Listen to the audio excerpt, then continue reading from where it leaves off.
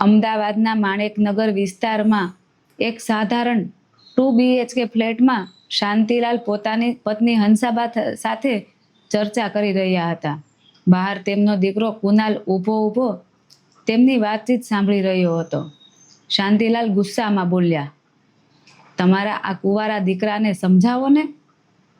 જ્યારે પણ કોઈ પાટીદાર સમાજમાંથી છોકરો જોવા આવે છે ત્યારે આપણો કુનાલ ઢંગથી તૈયાર થઈને પણ નથી આવતો. જે પણ છોકરીવાળા આવે છે એની અકડ અને સાદગી જોઈને ના પાડીને ચાલ્યા જાય છે. 28 વર્ષનો થયો છે. હું ક્યાં સુધી સંબંધો શોધતો ફરું. શહેરના લગ્ન મંડપોમાં મારું માથું શરમથી ઝૂકી જાય છે. હંસાબા શાંતિથી બોલ્યા, એની જિંદગી છે, એ શું પહેરે છે, લોકો સાથે કેવી રીતે વર્તે છે, એને એની રીતે જીવવા દો ને. કોઈને પસંદ ન આવે તો ન આવવા દો. જેના સંજોગો બેસશે એની સાથે એ પરણશે જ. શાંતિલાલ ગુસ્સે ભરાઈને બોલ્યા, થોડી ઘણી દુનિયાદારીની પણ તો આદત રાખવી પડે ને. 28 વર્ષનો થયો છે. શું ઘરમાં બેસાડીને ગૌઢો કરી દેવો છે? હંસાબા બોલ્યા, મોહલ્લામાં જુઓ ને, ચંપકલાલનો દીકરો 32 વર્ષનો થયો છતાં કુંવારો બેઠો છે ને. મારા છોકરાની પાછળ પડીને તમે તમારું પ્રેશર વધારો છો. જે દિવસે એનો વરઘોડો નીકળશે બધું આપોઆપ થઈ જશે. એ તમારી કમાણી નથી ખાતો. SG હાઈવે પર કંપનીમાં નોકરી કરે છે, પગભર છે. શાંતિલાલ ચિંતાતુર અવાજે બોલ્યા, પગભર છે એ જ તો ડર છે. એની કંપનીની મેનેજિંગ ડાયરેક્ટર શ્રીમતી નંદિની આ છોકરા પર નજર રાખે છે. એનો પગાર બીજા કરતાં બમણો કરી રાખ્યો છે. એનું કેબિન જોઈ આવો. જે સુવિધાઓ એને આપી છે એ સિનિયર મેનેજરને પણ નથી મળતી. હંસાબા બોલ્યા, એની સુવિધા એની કાબેલિયત માટે આપી છે. વગર કારણ છોકરા પર શંકા ન કરો. આટલું સાંભળીને કુનાલ પોતાના રૂમમાં આવી ગયો. આજે એને ખબર પડી કે એના પિતા પણ એ જ વિચારે છે જે એ વિચારતો હતો. શું ખરેખર કંપનીની માલિક નંદિની એના પર કોઈ બીજી નજર કરે છે?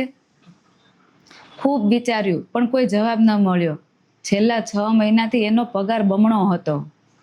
છતાં નંદિનીએ એને ક્યારેય પર્સનલ ફોનમાં ફોન કર્યો નથી.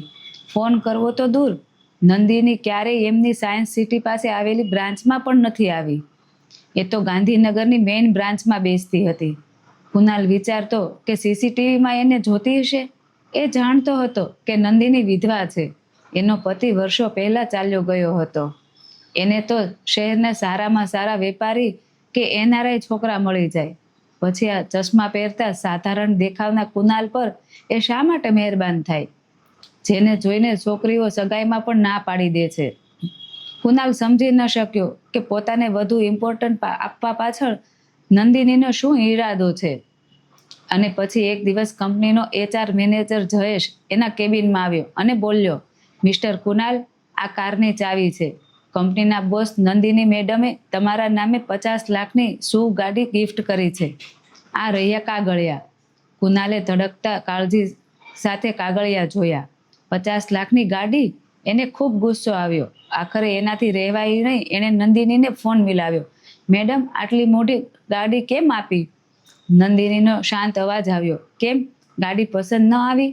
કુનાલ અટકતા બોલ્યો, પણ મેડમ, મને ગાડી નથી જોઈતી.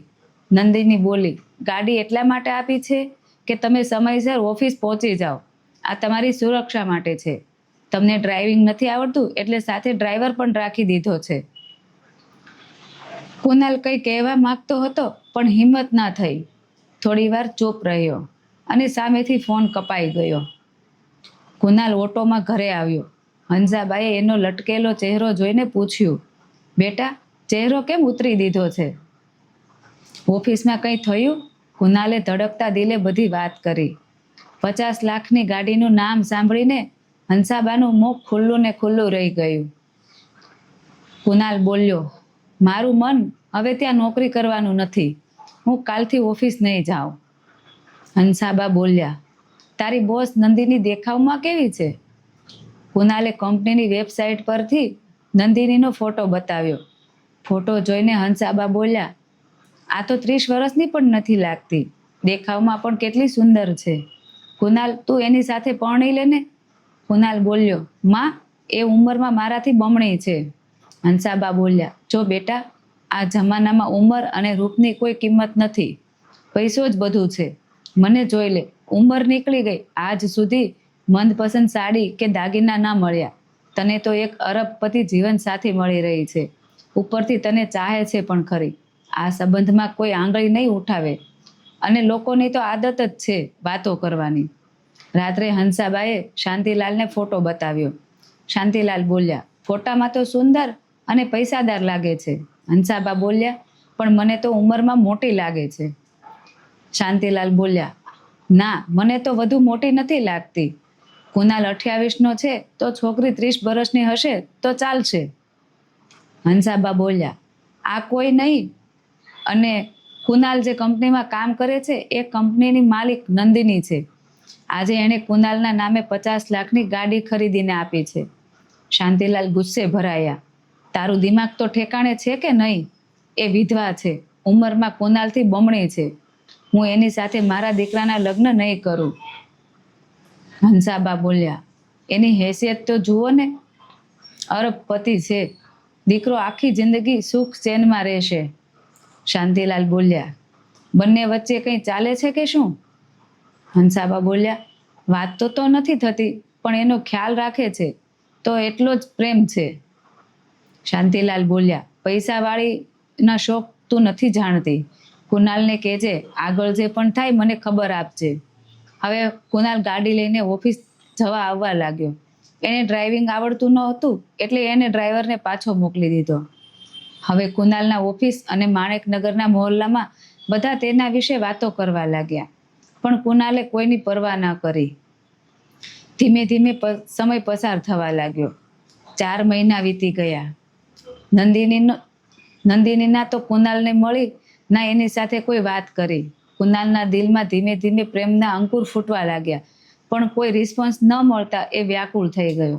એક દિવસ એણે હિંમત કરીને નંદિનીને ફોન મિલાવ્યો. નંદિનીએ પૂછ્યું, બોલો, કોઈ તકલીફ છે? કુનાલ ગભરાતા બોલ્યો, ના મેડમ, કોઈ પ્રેશર નથી, એમ જ ફોન કરી લીધો. નંદિની બોલી, હું જાણું છું તમે કેવી ચિંતામાં છો. એવું કરો, કાલે રવિવાર છે, ગાંધીનગર આવજો. મારે સિંગાપુર જવું છે. એ પહેલા મળી લઈએ અને જલ્દી આવજો. બીજો દિવસ કુનાલ માટે સ્પેશિયલ હતો. એણે સારી રીતે તૈયાર થઈને પેન્ટ શર્ટ પહેર્યું.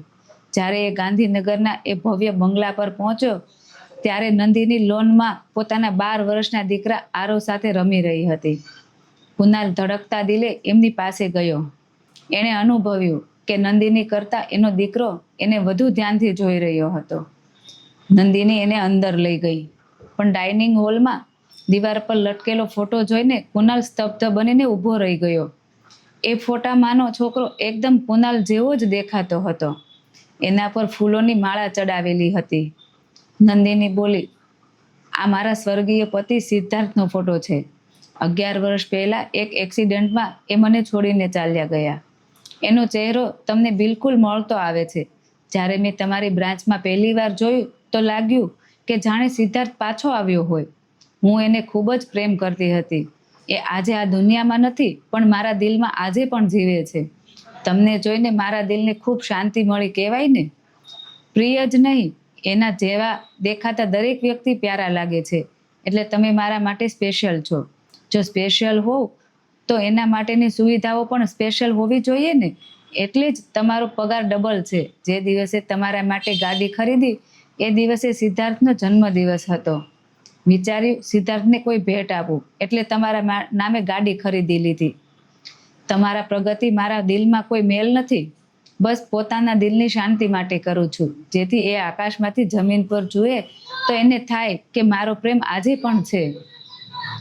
કુનાલ ગૂંગો થઈ ગયો. શું બોલે અને શું ન બોલે. નંદિનીએ પૂછ્યું, તમારા ઘરવાળાઓએ તમારા માટે કોઈ છોકરી જોઈ રાખી છે? એ ગભરાતા બોલ્યો, ના મેડમ. નંદિની બોલી, તમારા માટે મારી નજરમાં એક સારી છોકરી છે. મારી ગાંધીનગર બ્રાન્ચની મેનેજર મીરા. તમે કહો તો એનો પ્રસ્તાવ તમારા ઘરે મોકલું. એ તરત જ બોલ્યો, જેવું તમે યોગ્ય સમજો મેડમ. નંદિની બોલી, ઠીક છે, હું એની સાથે વાત કરીશ અને તમે ઘરે જોઈ લેજો. પછી જમીને જોજો. મારે સિંગાપુર જવું છે તૈયાર થઈને નીકળું છું. એ જવા લાગી ત્યારે કુનાલે હિંમત કરીને પૂછ્યું, મેડમ એક વાત પૂછો, તમે બીજા લગ્ન કેમ ન કર્યા? એ મુસ્કુરાઈને બોલી, આ જિંદગી એમના માટે રિઝર્વ છે, એની જગ્યા કોઈ ન લઈ શકે. બાકી તમે આખું ઘર જોશો ત્યારે જાણી જશો. બાળક લોનમાં રમવા લાગ્યું. કુનાલ એક નોકરાણી સાથે ઘરના રૂમોમાં ફરવા લાગ્યો. ઘરના દરેક રૂમમાં સિદ્ધાર્થની તસવીરો લાગેલી હતી. એને લાગતું હતું કે જાણે એ તસવીરોમાંથી બહાર નીકળીને એને પૂછશે કે તું કોણ છે. જ્યારે એ નંદિનીના બેડરૂમમાં પહોંચ્યો તો એને લાગ્યું કે જાણે કોઈ મંદિરમાં આવી ગયો હોય. દરેક જગ્યાએ સિદ્ધાર્થની તસવીરો. એણે બેડરૂમ સાથે જોડાયેલા સ્ટડી રૂમમાં જોયું. નોકરાણીએ કહ્યું, મેડમે કહ્યું છે તમે કંઈ પણ જુઓ, તમને કોઈ ના ન પાડે. એ ત્યારે વધારે સમય ન ટક્યો. એ સીધો પોતાના માણેકનગરવાળા ઘરે આવી ગયો. આજે કુનાલના લગ્ન થઈ ચૂક્યા છે. એને એ જ છોકરી મીરા સાથે લગ્ન કર્યા, જેને નંદિનીએ પસંદ કરી હતી. એ જાણતો હતો કે નંદિની એના માટે જે પસંદ કરશે એ બેસ્ટ જ હશે. એ પોતાની પત્ની સાથે ખૂબ જ ખુશ છે. ક્યારેક જ્યારે કંપનીમાં નંદિની સાથે મુલાકાત થાય છે ત્યારે એને લાગે છે કે જાણે કોઈ પરીઓની રાણી એની પાસેથી પસાર થઈ ગઈ હોય અને પ્રેમની એક પવિત્ર નિર્મળ ખુશ્બુ એના હૃદયમાં ફેલાવી ગઈ હોય. મિત્રો, તમને આ વાર્તા ગમી હોય તો કોમેન્ટ કરજો, શેર કરજો અને સબસ્ક્રાઈબ જરૂરથી કરજો અને લાઈક તો કરજો જ.